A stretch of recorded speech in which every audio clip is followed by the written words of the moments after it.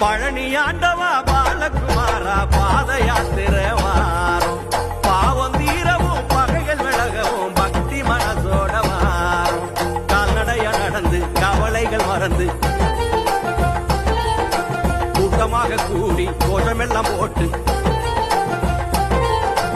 தண்டவாணிய காண எங்க தர்மசீலன காண